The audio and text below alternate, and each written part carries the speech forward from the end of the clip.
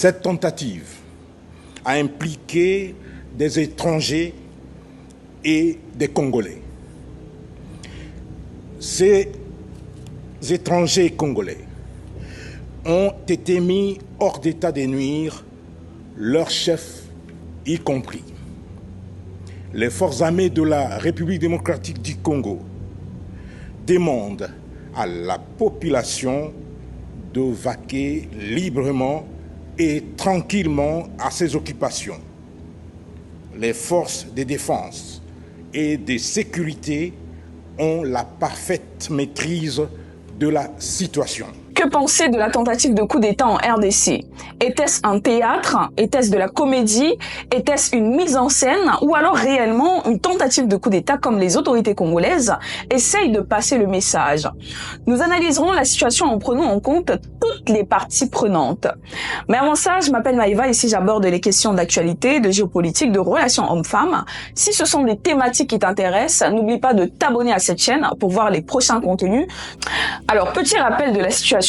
Nous sommes le dimanche 19 mai 2024 et il y a une nouvelle au petit matin qui fait l'effet d'une bombe en République démocratique du Congo. Une tentative de coup d'État a causé la mort de 3 personnes. Les assaillants étaient habillés en tenue militaire de l'armée congolaise et ces assaillants-là se sont dirigés en premier vers la résidence de l'ancien premier ministre de l'économie, Vital Kamerhe, pour très clairement en finir avec lui, en découdre avec lui.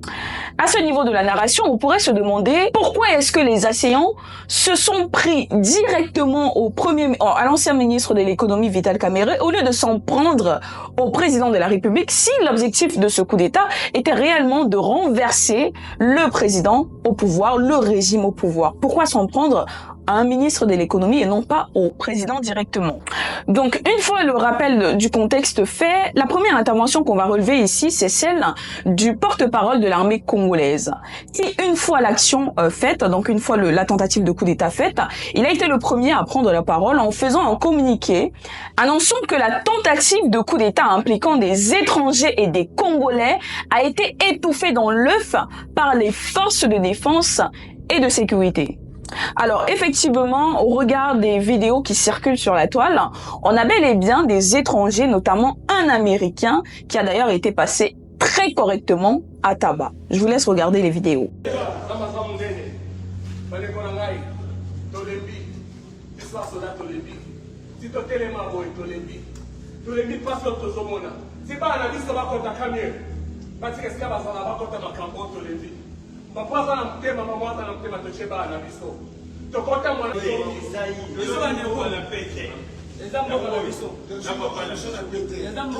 La deuxième intervention à relever ici est celle du commanditaire de l'assaut en lui-même, un certain Christian Malonga, un homme politique résident aux États-Unis, généralement hostile, en tout cas qui était hostile au régime au pouvoir, notamment celui de Tshisekedi. Pour lui, en fait, Tshisekedi et son régime ne sont pas à la hauteur pour gérer le pays, pour gérer convenablement le Congo. Et donc, durant son show, parce qu'on va appeler ça un show plus qu'un coup d'État, il brandissait le drapeau zaïrois, donc le drapeau de l'ancien Congo, qui est appelé à l'époque Zaïre, sous la gouvernance de Mobutu, le dictateur sanguinaire, violent, et qui gouvernait sous une méchanceté atroce la République démocratique du Congo. En tout cas, il était nostalgique de cette période de Mobutu là, et brandissait Tshisekedi out en disant Tshisekedi dehors.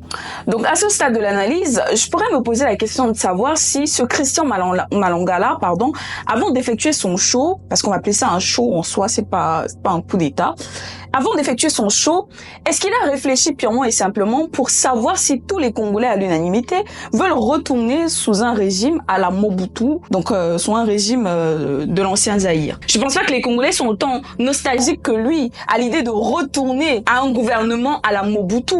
Je ne pense pas. Les Congolais peuvent être nostalgiques de cette période-là, mais pas positivement. Parce que Mobutu, c'était la violence, c'était la dictature, c'était la méchanceté. C'est aujourd'hui que les Congolais commencent à souffler un petit peu. Parce que les Congolais, ils ont souffert. Les Congolais ont souffert sous Mobutu. Ils ont souffert sous Kabila. Sous Kabila fils, c'était encore pire. C'est aujourd'hui que les Congolais commencent à respirer un petit peu. Je vais pas dire que le président Tshisekedi œuvre totalement comme il faut, mais en tout cas, on peut quand même avouer que sous Tshisekedi, les Congolais soufflent, ils respirent un petit peu, ils respirent un coup, ils peuvent quand même parler, ils peuvent quand même manifester. Sous Tshisekedi, ça au moins, on peut l'avouer. La dernière intervention à relever ici est celle de Martin Fayulu, candidat aux dernières élections présidentielles en République démocratique du Congo, opposant du régime de Félix Tshisekedi, et qui s'autoproclame comme l'espoir des Congolais. Donc à travers son porte-parole, Devos Kitoko, secrétaire général de l'ESID, donc de son parti, il a demandé à la MONUSCO de déployer une unité de protection autour de l'hôtel Faden pour prévenir tout risque contre l'intégrité physique de Martin Fayulu. Donc, très clairement, mot pour mot, il a dit, face à ce théâtre dangereux, je tiens à souligner le mot théâtre dangereux ici, je demande à la MONUSCO de déployer une unité de protection afin de prévenir tout dérapage ou toute surprise désagréable contre l'intégrité physique du seul et unique espoir des Congolais. Dans cette phrase, il s'autoproclame, comme j'ai dit tout à l'heure, espoir des Congolais, donc comme celui qui va changer la donne au Congo, qui va faire en sorte que les choses bougent dans son pays, notamment à l'Est, et plus globalement dans le développement de la République démocratique du Congo. Je suis désolée, mais s'il y a les partisans de Martin Fayulu qui me suivent, là, à travers la déclaration, rien qu'à travers la déclaration de Martin Fayulu, quand il dit « Je demande à la MONUSCO de déployer une unité de protection afin de prévenir tout dérapage », c'est-à-dire que lui, il appelle la MONUSCO de venir le sauver. Si toi, tu te proclames comme une personne qui va œuvrer pour le changement dans ton pays et que quand il y a un incident aussi mineur qu'il soit, parce qu'en soi, cet incident-là n'était pas vraiment gigantesque, quand il y a un petit incident, ta première réaction, c'est d'appeler la communauté internationale, d'appeler l'Occident. L'ONU, très clairement, c'est la représentation de l'Occident en Afrique. La MONUSCO, la MINUSMA, la MINUSCA, tout ça, c'est la représentation de l'Occident en Afrique. Quand il y a un événement dans ton pays, ta première réaction, c'est d'appeler la communauté internationale. Pour toi te sauver, il y a un problème. Il y a un problème très clairement. C'est-à-dire que nous, les Africains, on ne veut vraiment pas sortir des chaînes. On ne veut vraiment pas sortir des chaînes. Et si toi, tu entends sortir ton pays des chaînes, alors que toi-même, dans ton cerveau, tu n'es pas déjà sorti des chaînes, c'est clair que rien ne va se passer. Déjà, il appelle qui? La MONUSCO? La MONUSCO qui a œuvré pendant plus de 20 ans en République démocratique du Congo sans suite.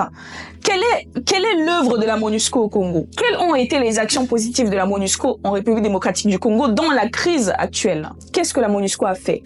Et tu appelles la MONUSCO non pas pour sauver même ton peuple, tu appelles la MONUSCO pour te sauver toi. Non mais, il y a un problème. Il y a un problème. En tout cas, vous, dites-moi ce que vous en pensez, mais moi, je pense que pour une personne qui s'autoproclame comme un indépendantiste, un souverainiste, et que ta première action quand il y a un événement aussi mineur soit-il dans ton pays, c'est d'appeler la communauté internationale, ça veut dire que toi-même, tu n'es pas encore sorti. Mais si on doit revenir, on doit s'en tenir uniquement à sa phrase, très clairement, il a vu en cette tentative de coup d'État une mascarade, un théâtre, une comédie. D'ailleurs, il a dit au début de sa phrase, ce théâtre. Alors, au vu de ces 3 interventions que j'ai eu à énumérer jusqu'ici, qu'est-ce qu'on peut observer? Premièrement, ce que j'observe, c'est que pour un coup d'État, les assaillants étaient plutôt détendus. On avait l'impression qu'il s'agissait d'une petite manifestation du quartier où les manifestants crient « Dehors, dehors, dehors » en se filmant.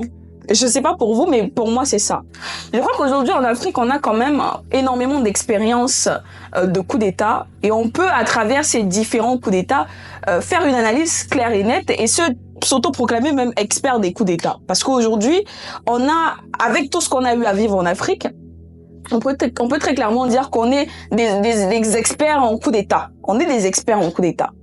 Et quand on regarde le coup d'État, le double coup d'État au Mali, le double coup d'État au Burkina Faso, le coup d'État au Soudan, le coup d'État au Gabon même en Afrique centrale, c'est pas un coup d'État où les personnes impliquées ont pris leur téléphone en filmant « dehors, dehors, dehors », non. Le coup d'État a été fait purement et simplement et il s'est annoncé à la télévision nationale. Désormais, tel président n'est plus président, il est en sécurité. Aujourd'hui, moi tel, je prends le pouvoir. C'est comme ça a toujours été. Au Mali, on a fait une annonce. Le président Ibeka n'est plus président. Dorénavant, c'est tel qui est président. C'est comme ça qu'un coup d'État s'annonce. Pour prendre juste en exemple le Gabon, qui est le voisin de la République démocratique du Congo, lorsqu'il y a eu un coup d'État au Gabon, le général Oligui Nguema n'a pas pris son téléphone avec les personnes concernées en question, dire dehors, dehors, Ali Bongo, non. Il a fait son coup d'État purement et simplement. Il est venu l'annoncer à la télévision nationale en disant Ali Bongo n'est désormais plus le président de la République, il est en sécurité, au cachot. Maintenant, c'est l'armée qui va diriger le pays, tout simplement. C'est comme ça qu'un coup d'État se passe. C'est pas le concerné qui va prendre le téléphone et dire dehors en filmant. C'est totalement absurde, vous conviendrez avec moi, on est d'accord. Deuxièmement, ce qu'on peut observer ici, c'est l'effectif des acteurs de ce coup d'État-là. L'effectif même est à mourir de rire, même pas une trentaine de personnes. Ils étaient une douzaine de personnes. Et le Christian Malonga en question, le commanditaire de l'assaut, a ramené son fils. Donc c'est-à-dire tu viens faire un coup d'État, tu ramènes ton fils quoi. Tu ramènes ton fils et tu ramènes l'ami de ton fils, l'étranger en question, l'américain. Dites-moi si ce n'est pas l'absurdité en elle-même. C'est complètement absurde. Troisièmement, la personne visée pendant l'assaut. C'est-à-dire que Christian Malonga, lorsqu'il a fait son intervention, sa première cible était Vital Kamerhe, le ministre de l'économie. Il a d'abord visé la résidence du ministre de l'économie avant de s'attaquer au président de la République. Mais par principe, un coup d'État vise à renverser le président de la République, non pas le ministre de l'économie.